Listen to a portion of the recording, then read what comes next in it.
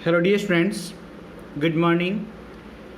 Previous lecture में हमने cross multiplication method और reducible equations, pair of a linear equation, तो आपने रिड्यूस किया था उनको, जो इक्वेशन थी उनको रिड्यूसिबल करके हमने लीनियर इक्वेशन को टू वेरिएबल की फॉर्म में बना लिया था, जो कि सिंपल फॉर्म बन गई थी। उसके बाद उसको क्रॉस मल्टीप्लिकेशन मेथड से सोल्व करो, एलिमिनेशन मेथड से सोल्व करो, आपकी मर्जी थी, किसी भी मेथड से सोल्व कर सकते थे आप।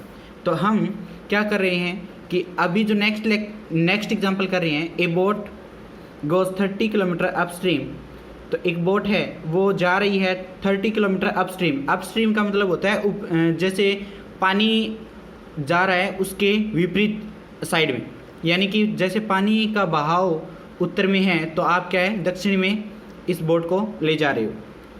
तो यहाँ पे नॉर्थ साउथ वाला पैटर्न लगेगा अपस्ट्रीम में, और 44 किलोमीटर डाउन स्ट्रीम होता है मतलब उसी वे में, जैसे पानी जहाँ जा रहा है वहीं बोट जा रही है तो उसकी स्पीड बढ़ रही है ना। देखो यहाँ 30 किलोमीटर अपस्ट्रीम थी तो स्पीड कम हुई, यहाँ पे 44 किलोमीटर यानी डाउन स्ट्रीम में ज़्यादा हुई स्पीड। अब देखो इन 10 आवर्स आपके पास टोटल कितने घंटे, 10 घंटे वो बोट चली है। इन 13 hours it goes 40 kilometre upstream and 55 kilometre down stream. तो देखो आपको देखने में पता लग रहा होगा, अपस्ट्रीम जाओगे तो उसको स्पीड कम हो रही है, डाउन स्ट्रीम में स्पीड ज़्यादा हो रही है। डिटरमाइन आपके पास determine the speed of stream and that of the boat in still water. तो आपके पास ये स्टिल वाटर में किस प्रकार से बोट है कि जो डाउन स्ट्रीम और अपस्ट्रीम है स्पीड होगी वो हमें कैलकुलेट करनी है। तो यहाँ से हम सॉल्यूशन लिखेंगे। सॉल्यूशन के अंदर let the speed of boat in still water be x kilometre per hour and speed of the stream be y kilometre. जैसे आपने माना कि बोट की कितनी है स्टिल वाटर में x kilometre per hour speed है और स्ट्रीम की क्या है y kilometre per hour speed है। तो यहाँ से आप कैलकुलेट करेंगे क्या कि स्पीड जैसे भी आप कैलकुलेट करोगे तो वो डाउन स्ट्रीम में क्या होगी, तो speed of the boat down stream, तो डाउन स्ट्रीम में तो वो बढ़ रही है ना, तो डाउन स्ट्रीम में क्या हो जाएगा, प्लस हो जाएगी, तो x प्लस में y, और अप स्ट्रीम में क्या होगी, माइनस होगी। तो and speed of the boat upstream, तो यहाँ आपको क्या मिलेगी, x माइनस में y मिलेगी। तो इस प्रकार से डियर स्टूडेंट आप देख सकते हैं कि x minus Y kilometre per hour लगा सकते हो यहाँ पे, और यहाँ भी किलोमीटर पर आवर है लगा सकते हो। तो अब ये जो मिली है वो अकॉर्डिंग टू क्वेश्चन क्या देखेंगे हम। अकॉर्डिंग टू क्वेश्चन आपके पास 30 किलोमीटर क्या था स्टार्टिंग में, 30 किलोमीटर आपके पास अपस्ट्रीम थी तो x माइनस वाई, प्लस में 44 किलोमीटर क्या थी डाउन स्ट्रीम तो x प्लस में y, क्योंकि आपके पास जो टाइम होता है वो क्या होता है डिस्टेंस अपॉन स्पीड, तो डिस्टेंस अपॉन स्पीड वाला फार्मूला लगा दिया। तो यहाँ लिख देना आप time equals to distance upon speed. ये आपने फार्मूला कैलकुलेट किया और इसके टोटल आवर कितने हैं 10, तो इसको आप इक्वेशन 1 क्रिएट करोगे। अब इक्वेशन 2 में आप क्या लगाओगे, तो यहाँ से क्या बनेगा, सेकंड है 40 अपॉन में x माइनस वाई अपस्ट्रीम में, प्लस में 55 डाउन स्ट्रीम में x plus Y equals to में आपके पास 13। तो ये इक्वेशन नंबर है 2। तो यहाँ से डियर स्टूडेंट आप इन दोनों को क्या मानोगे, लेट 1 डिवाइड में x minus Y equals to p and 1 divide में x plus Y equals to में q। तो यहाँ से आपके पास कैलकुलेट करने पे वैल्यू आएगी वो 30 अपॉन 1/x को p लिख सकते हैं और प्लस में 44 अपॉन इंटू में q इक्वल्स टू में 10। तो ये इक्वेशन थर्ड। और यहाँ से 40p प्लस में 55q और इक्वल्स टू में क्या रहेगा 10। तो इसको आप क्या मान लोगे, ये कैलकुलेट करोगे। तो डियर स्टूडेंट, आप इन चीज़ों को समझ गए होगे। आई होप कि ये चीज़ आपको समझ आई होगी कि थर्ड और फोर्थ आपके पास वही पैटर्न बन गया जो आपको क्रॉस मल्टीप्लिकेशन एलिमिनेशन मेथड जिसमें भी आपको यूज करना है वो आप यूज कर सकते हैं। किस प्रकार से, यहाँ से बाय क्रॉस मल्टीप्लिकेशन मेथड,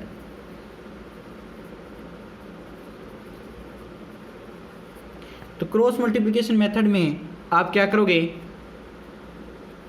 कि आपके पास p डिवाइड में यहाँ पे आप लिख सकते हो कि a1 की वैल्यू 30, b1 की वैल्यू 44 और c1 की वैल्यू माइनस है 10, a2 की वैल्यू 40, b2 की वैल्यू यहाँ 55 और c2 की वैल्यू यहाँ पे माइनस है 13।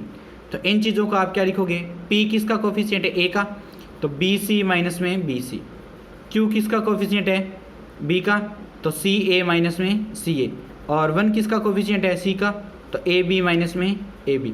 तो यहाँ से 12 21 12 21 12 21, तो ये आप फार्मूला जनरेट करोगे। अब इसमें वैल्यू रखते जाओगे और आप आंसर है निकालते जाओगे। तो p डिवाइड में b1 की वैल्यू 44 मल्टीप्लाई किसके साथ होगा, c2 के साथ, तो -13 माइनस b2 की वैल्यू कितनी है 55 और c1 की वैल्यू कितनी है माइनस है 10। यहाँ तक तो ये आ गया। q डिवाइड में क्या रहेगा, c1 की वैल्यू आपके पास -10 मल्टीप्लाई होगी a2 के साथ 40 माइनस c1 की वैल्यू c2 की वैल्यू कितनी है -13 और मल्टीप्लाई होगी ये a1 के साथ 30, ये आ गया 1 में आपके पास a1 की वैल्यू कितनी है 30, b1 की वैल्यू b2 की वैल्यू कितनी है 55 माइनस यहाँ से a2 की वैल्यू कितनी है 40 और b1 की वैल्यू क्या है 44। तो अब देखेंगे कि ये चीज़ आपको समझ आ रही होगी। तो ये आपको समझ आया तो आप क्या देखोगे, इसको कैलकुलेट करोगे।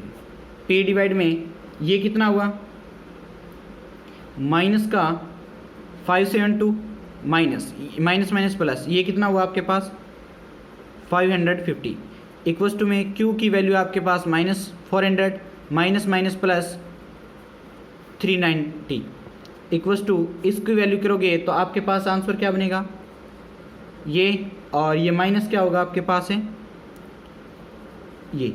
यहाँ से ये कैलकुलेशन आपके करनी है और जो p की वैल्यू बचेगी वो नीचे 22 बचेगी, q की वैल्यू बचेगी वो -10 बचेगी इक्वल्स टू 1/, ये कितना बचेगा आपको माइनस का 110। तो यहाँ से p की वैल्यू आपके पास क्या आएगी 22 में -110 एंड q की वैल्यू क्या आएगी -10 में -110। तो आपके पास 1/11 बचाइए और ये आपके पास बचेगा माइनस का 1/5 और q की वैल्यू 1/11। तो इस प्रकार से आपके पास ये वैल्यू मिली यहाँ से, और सॉरी यहाँ पे माइनस होगा, ये माइनस प्लस हो जाएगा तो ये वैल्यू आपको बचेगी। तो p की वैल्यू तो आपके पास क्या थी x + y, sorry x - y 1/, तो ये क्या हो जाएगा 1/, और 1/5 and 1/x + y equals to में 1/11। तो आपके पास ये वैल्यू आएगी x - 5 इक्वल्स टू 5 और x + 5 y इक्वल्स टू में 11। तो यहाँ से आप एलिमिनेशन मेथड लगाओगे, इनको ऐड करोगे तो 2x इक्वल्स टू में क्या बचेगा 16। तो x की वैल्यू आपके पास क्या बनेगी 8 और 8 वैल्यू यहाँ रख दो चाहे इसमें रख दो, तो ये y की वैल्यू क्या रखेंगे 3। तो ये आपके पास है आंसर रहेगा। तो x की वैल्यू 8 आएगी और y की वैल्यू 3 आएगी। तो सो x इक्वल्स टू में 8 एंड y इक्वल्स टू में 3 is the required solution.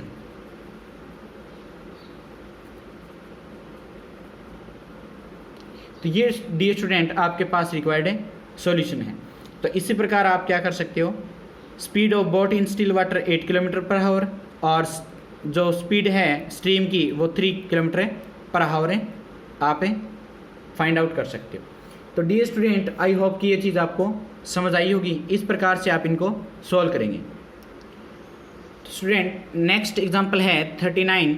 The ratio of percentage of Manu and Sonu is 5:8. 11 year ago the ratio of their ages was 8:15. Find their percentage. तो हम let करेंगे let present age. तो present age of Manu is BX year and Sonu BY year. तो आपने X और Y आपने सोनू और मनु को मान लिया. नेक्स्ट देखते हैं. तो उनकी अकॉर्डिंग टू क्वेश्चन हम देखें. अकॉर्डिंग टू क्वेश्चन हम देखें तो उनकी जो प्रेजेंट एज का रेशियो था वो कितना था 5:8 था. तो आप x डिवाइड में y इक्वल्स टू में 5 डिवाइड में 8. तो आप इसको 8x माइनस में 5y इक्वल्स टू 0 भी लिख सकते हैं. अब जो इसने बोला है 11 ईयर अगो 11 ईयर्स अगो. तो आपके पास मोनू की एज क्या होगी एजेस ऑफ मोनू. तो x माइनस 11 ईयर और एजेस ऑफ है सोनू तो y माइनस में 11 ईयर. तो अब जो इसका रेशियो है x माइनस 11 का रेशियो और y माइनस में 11 का रेशियो वो इक्वल्स टू किसके रहता है 8:15 के रहता है. तो आप इसको डिवाइड करोगे तो x माइनस 11 y माइनस में 11 इक्वल्स टू में 8 डिवाइड में 15. यहाँ से मल्टीप्लाई करोगे 15x माइनस में 11 इंटू में 15 और इक्वल्स टू में क्या रहेगा 8y माइनस में 8 इंटू में 11. तो आपके पास ये आंसर बनेगा 15x माइनस में 8y. ये प्लस हो जाएगा 11 कॉमन रहेगा 15 में से माइनस के 8. तो यहाँ से आप क्या करोगे 11 इंटू में 7 और ये 15x माइनस में 8y. तो यहाँ से आपके पास दो इक्वेशन मिली 8x माइनस में 5y इक्वल्स टू 0. यहाँ 15x माइनस में 8y इक्वल्स टू में 77. तो आप इसको किसी भी सूरत में इसको मल्टीप्लाई करोगे 8 से, इसको मल्टीप्लाई करोगे 5 से, 5 से और 8 से मल्टीप्लाई कराने के बाद ये 64x माइनस में आप एलिमिनेशन मेथड का यूज़ करोगे तो 40y इक्वल्स टू 0. यहाँ से 5 से मल्टीप्लाई करूँगा तो 75x और माइनस में 40y इक्वल्स टू में इसको मल्टीप्लाई करूँगा तो आपके पास आंसर बनेगा 7 5 5 35 और 3 और 7 5 35 और 38. तो ये इसको आप सब्ट्रैक्ट करोगे तो ये माइनस ये प्लस और ये माइनस. तो इसमें से आप सब्ट्रैक्ट करोगे तो 5 और 6 कितना होता है 11x और वो भी माइनस का. ये आपके पास कैंसिल हो जाएगा. माइनस में 385. तो x की वैल्यू आपके पास 385 में डिवाइड करेंगे 11 का तो यहाँ 3 और 5 तो ये 35x वैल्यू आएगी. y की वैल्यू निकालने के लिए आप क्या करोगे 8x माइनस में 5y इक्वल्स टू 0. तो 8x इक्वल्स टू में 5y. तो y की वैल्यू यहाँ से क्या आ जाएगी 8 इंटू में 35 इक्वल्स टू में डिवाइड में 5. तो 8 इंटू में 7 तो यानी 56. तो आपके पास hence ages of Monu equals to में 35 एंड सोनू इक्वल्स टू में 56 ईयर. तो मोनू और सोनू के आपने इस प्रकार से एज सिंपल से मेथड से elimination method is very simple part of this chapter. तो आप इसका यूज़ भरपूर करोगे और सॉल्व करोगे. तो डियर स्टूडेंट जो भी एग्जांपल रिमेनिंग रहते हैं तो आप मेरे से डाउट में पूछ सकते हैं, वो मैं आपको सॉल्व करवा दूंगा. एक्सरसाइज 3.1 का क्वेश्चन नंबर 1 देखते हैं. Aftab tales his daughter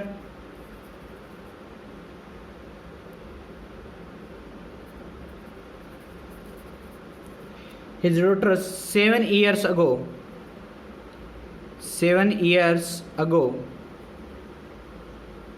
I was 7 times as old as you were then. Also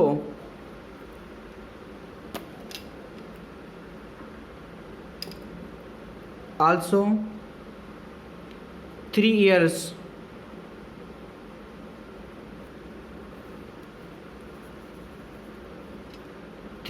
from now I shall be 3 times as old as you will be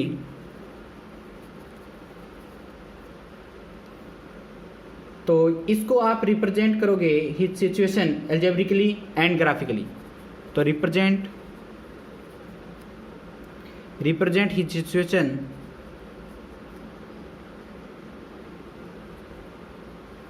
algebraically and graphically.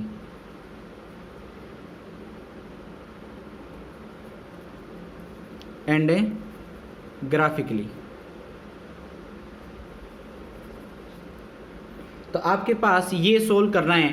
तो Aftab tales his daughter, तो आफ्ताब कहता है अपनी बेटी से कि 7 year ago, 7 साल पहले I was 7 times as old as you.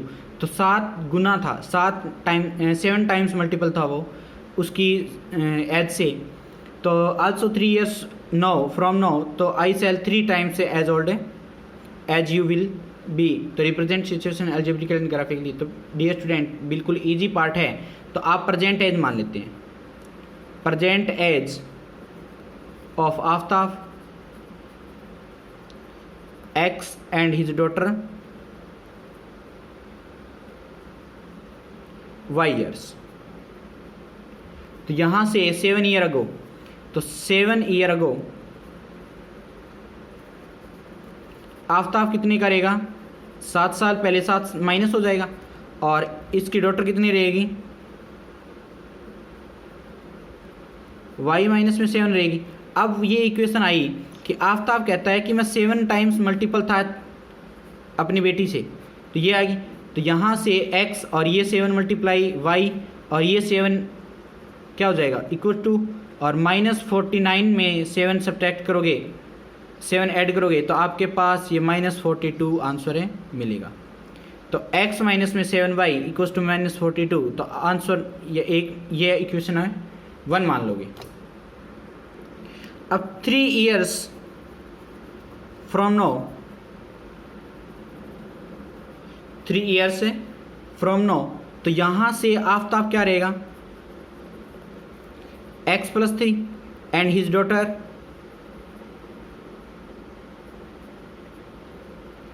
y + 3। तो आप क्या करोगे कि उसकी जो एज है वो 3 मल्टीपल रह जाती है उसकी डॉटर से, तो ये आएगा। तो x + में 3 इक्वल टू में क्या रहेगा, 3y + में 9।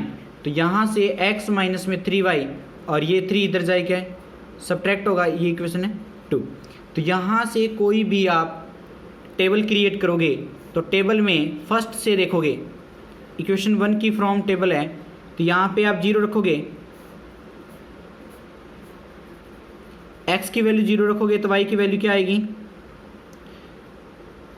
6 आएगा, और यहाँ इसकी वैल्यू 0 रख दूँगा तो -42 आएगा, और यहाँ पे 7 रख देता हूँ मैं, तो ये 7 इधर जाएगा -49, तो ये क्या हो जाएगा माइनस माइनस से +7 आ जाएगा। और इक्वेशन सेकंड से हम देखेंगे जो टेबल क्रिएट होगी वो x का 0 वैल्यू रखती है, y की वैल्यू 2, इसकी वैल्यू माइनस का, इसकी वैल्यू 0 रखती है 6, और यहाँ पे 3 रखती, 3 इसमें सब्ट्रैक्ट होगा तो ये -1 मिल जाएगा। तो डियर स्टूडेंट आई होप कि ये चीज़ें आपको समझ आई होगी। अब जो हम ग्राफ क्रिएट करेंगे तो वो किस प्रकार से होगा,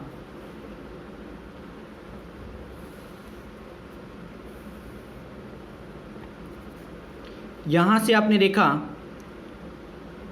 कि 1 2 3 4 5 और 6, यहाँ पे -1 -2 -3, तो बहुत दूर होगा ये -42। तो आप इसको थोड़ा इजी पार्ट बना लो तो ही बेहतर रहेगा। तो आप इसकी 2 ही वैल्यू क्रिएट करना है यहाँ पे, 1 2 3 4 5 6 7, 1 2 3 4 5 6 7। यहाँ से क्या होगा, -1 -2 -3, ये वैल्यूज़ आएगी। और अब जो हम क्रिएट करेंगे, इसको सबसे पहले करें सेकंड को, तो 0 -2, तो 0 और -2 ये आएगा, और 6 0, तो 6 0 ये आएगा। अब 3 और -1, तो यहाँ 3 और ये -1, तो ये मिलेगा। तो इसको आप ऐसे बढ़ा दोगे, और जो ये बनेगा तो 0 6, तो ये आएगा, और 7 इसकी वैल्यू है, और 7 इसकी वैल्यू है, तो यहाँ से आपको ये मिलेगा। और ये क्या आएगा, ऐसे आएगा। तो ये कहीं ना कहीं मीट ज़रूर करेगा, तो उसकी वैल्यू हमारी सॉल्यूशन होगी। तो वो सॉल्यूशन आप एलिमिनेशन मेथड से भी सोल्व कर सकते हो। इस ग्राफ को अच्छे से प्लॉट करोगे तो आपके पास वो सॉल्यूशन आएगा। तो मैंने ये ग्राफ ग्राफिकली रिप्रेजेंट करवाया आपको, तो ये आपके पास बहुत ज़्यादा आगे तक जाके मिलेगा, तो वो हम पेज पे पॉसिबल है नहीं कर सकते। तो ये आपके ग्राफ है और एल्जेब्रिकली हम लिख चुके हैं। नेक्स्ट क्वेश्चन है सेकंड,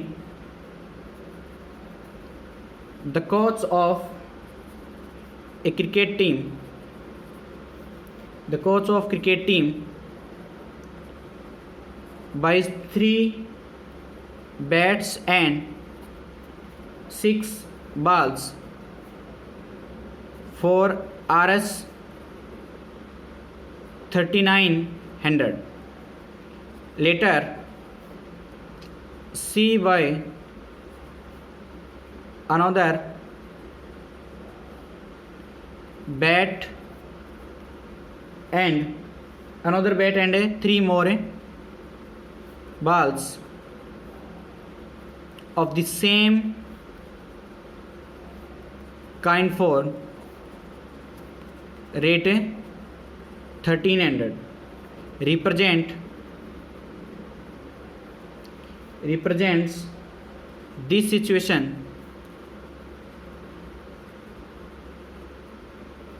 algebraically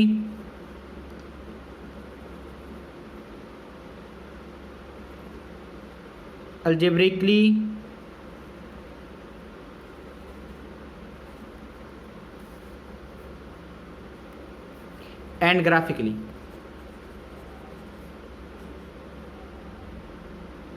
ग्राफिकली आप इसको रिप्रेजेंट कर सकते हो या ज्योमेट्रिकली भी बोल सकते हो, तो वो आपकी मर्जी है। तो यहाँ से डियर स्टूडेंट हम लेट करेंगे कि जो बैट्स हैं वो x हैं एंड बॉल्स हैं वो y हैं। आप 3 बैट्स 6 बॉल का रेट देते हो 3900। इक्वेशन 1, यहाँ से 1 बैट 3 बॉल्स और उसका रेट है ये। तो यहाँ से आप टेबल क्रिएट करोगे तो आपके पास टेबल में जो वैल्यूज़ आएगी इसको आप 0 रखोगे, तो ये क्या होगा, 6 का डिवाइड करोगे यहाँ पे तो 36, यानी कि 6 6 जा 36 और 3 5 0, तो ये आया आपके पास। इसको आप 0 रखोगे तो ये 1300 आएगा, और कोई वैल्यू रखोगे जैसे कि 100 रख दिया तो ये आपके पास क्या हुआ 600 आएगा। तो इस प्रकार से आपको मिल जाएगी। इसमें आप रखोगे x की वैल्यू 0 रखोगे तो y की वैल्यू आपके पास क्या आएगी, 3 4 जा 12 10, आपके पास कंप्लीटली डिवाइड नहीं हो रहा तो आप क्या करोगे 100 रख दोगे, तो ये इसमें डिवाइड होगा तो 400 आएगा। यहाँ पे आप 0 रखोगे तो ये 1300 ही आ जाएगा। और कोई वैल्यू रखना चाहो तो जैसे 400 रख दिया तो यहाँ से 300 आ जाएगा। तो डियर स्टूडेंट आपके पास इस प्रकार से आंसर्स आएंगे। आप इनको लिखोगे कैसे, इस प्रकार से 100 200 300 400 500 600 100 200 300 400 और 500 600। तो यहाँ से 065 है तो 065 यहाँ होगा, और ये क्या होगा 100 पे ये होगा। तो आपकी जो ग्राफ आएगी वो इस प्रकार से आएगी। और यहाँ आपके पास क्या होगा, 100 पे 400 ये होगा, और 400 पे 300 तो ये होगा। तो जो आपके पास वैल्यू आएगी वो इस प्रकार से आएगी। तो यहाँ पे आपको इंटरसेक्ट पॉइंट मिलेगा, और ये इंटरसेक्ट पॉइंट होगा क्या, वो आप एलिमिनेशन मेथड से भी देख सकते हैं और किसी वे में आप इसको देख सकते हैं। तो वो आपके पास क्या होना चाहिए, वो आप ईजिली पता लगा सकते हो कि इसको 3 से मल्टीप्लाई करोगे तो इसमें सब्ट्रैक्ट करोगे तो जो वैल्यू आएगी तो वो आप फाइंड आउट करोगे कि किस प्रकार से ये इसकी वैल्यू क्या बनी है। तो ये मैंने आपको रिप्रेजेंट कर दिया है जो भी आंसर आने थे। तो डियर स्टूडेंट, हो सकता है कि ये ग्राफ आपको रॉन्ग लग रहा हो, बट आप जो इन ग्राफ पेपर पे इसे रिप्रेजेंट करोगे तो एक्चुअल आपको ग्राफ मिलेगा। तो ग्राफ पेपर पे आप सोल्व करना, ये ग्राफ पेपर नहीं है, मैंने आपको रफली से केच किया है। तो ये y की वैल्यू यहाँ 0 आनी है तो वो यहाँ पे टच करेगी, और इस प्रकार से डियर स्टूडेंट आप इसको सोल्व करके देखना, जो भी आएगा वो आप थोड़ा सा पैटर्न से कर लेना। तो आई होप कि ये चीज़ आपको समझ आएगी। लास्ट देखते हैं,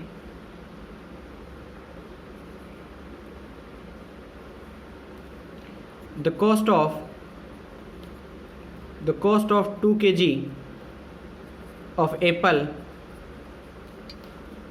and 1 kg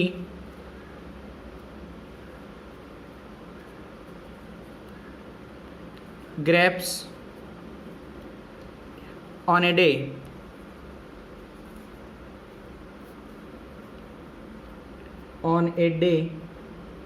was found to be Rs 160. After a month, the cost of 4 kg apples and 2 kg grapes is 300, और represent the situation graphically and geometrically. तो लेट करोगे आप, एप्पल का रेट क्या है, apples x rupees and grapes y rupees. यहाँ से आपने देखा कि 2 kilo apples 1 kilo grapes equals to कितना रुपीज़ है, 160, इक्वेशन नंबर 1। नेक्स्ट देखोगे आप 2 kg एप्पल्स और 4 kg apples, 4 kg apples 2 kg grapes equals to में 300, तो सेकंड इक्वेशन। तो यहाँ से इसको सोल्व करोगे ग्राफिकली रिप्रेजेंट करने के लिए, तो x और y, तो x की वैल्यू 0 रखने पे y की वैल्यू 160, और y की वैल्यू 0 रखने पे x की वैल्यू 80, और इसकी वैल्यू आप 10 रखोगे तो ये क्या होगा आपके पास है 140। यहाँ से आपके पास क्या आएगी वैल्यूज़ है, x की वैल्यू 0 रखने से y की वैल्यू 150, और y की वैल्यू 0 रखने से x की वैल्यू 4 से आप डिवाइड करोगे इसे, तो 7 4 जा ये 75 आएगा। तो अब जो इसको ग्राफ में प्लॉट करोगे आप, तो इस प्रकार से 20, 40, 60, 80, 100, और यहाँ से 20, 40, 60, 80, 100, 120, 140। अब देखिए जाए कि 0 160 है तो ऊपरी होगा, और 80 0 है तो ये होगा, और 10 के ऊपर आपके पास 140 है तो यहाँ होगा। तो इसको आप ऐसे एज इट इज़ मिला दोगे, और 0 120 है तो आपके पास क्या होगा 0 120, थोड़ा सा ऊपर होगा, और थोड़ा सा ऊपर होगा तो ये 75 0 है तो यहाँ होगा।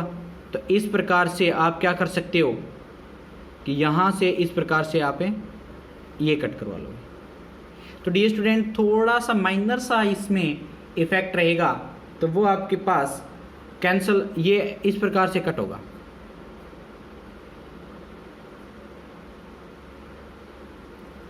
तो कट होगा आगे जाके, तो वो वैल्यूज़ आपके पास क्या आएगी वो मैं आपको बता दूं कि ये थोड़ा पैरेलल चलेगी लाइंस, ये क्या चलेगी, पैरेलल चलेगी, ये कभी मीट नहीं करेगी, तो ये आपके पास है पैरेलल लाइंस आएगी। Have no solution.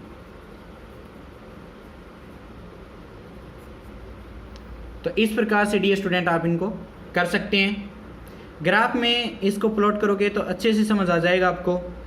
ये थोड़ा सा इधर है और ये थोड़ा सा इधर है, तो इस प्रकार से ये क्या हो गया, पैरेलल लाइंस है। तो आपके पास इस प्रकार से कोई भी डाउट रहता है तो ग्राफ में आप एक बार प्लॉट करके देखना, उसके बाद मुझे बताना कि डाउट है कि या नहीं। तो थैंक्स स्टूडेंट्स।